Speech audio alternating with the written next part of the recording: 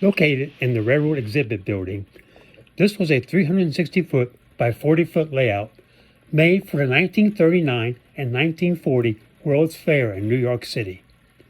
It was named Railroads at Work for the 1939 World's Fair and Railroads in Action for the 1940 World's Fair. It featured O scale in the foreground and American OO scale in the background for a forced perspective.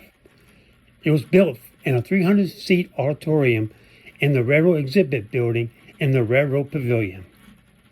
Ed Alexander, along with custom model builders Fred Eichen and Joe Fisher, were asked to provide the O-scale trains and equipment. It featured over 3,500 feet of two-rail O-scale track, 500 pieces of rolling stock, and 60 24-volt AC locomotives. It also featured 1,000 miniature buildings, 6,000 trees, 250 lights, 7,000 gallons of real water, and used 300,000 feet of wire. The rolling stock was made up of E.P. Alexander cast aluminum cars and scale craft kits.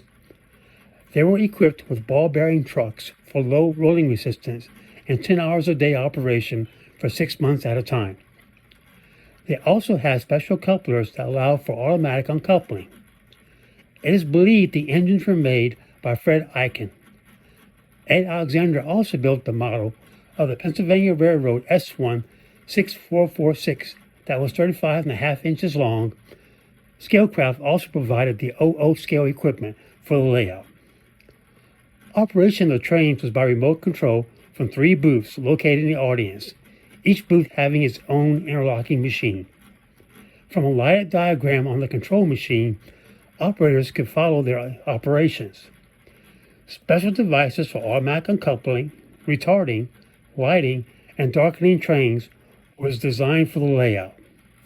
It also included steam, smoke, and sound effects to complete the simulation of actual operation.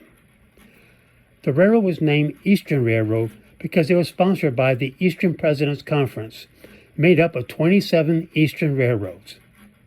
Paul Poonham was the designer and director of the exhibit.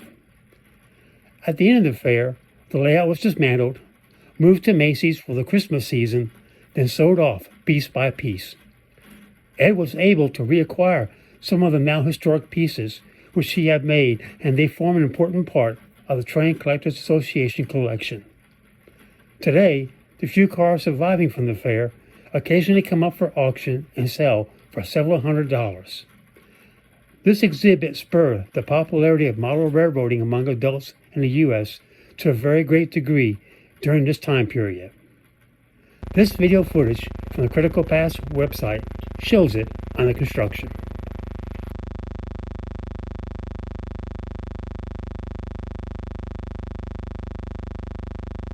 My thanks to Tinplate Collectors Association and Tinplate Times for some of the images used in this video.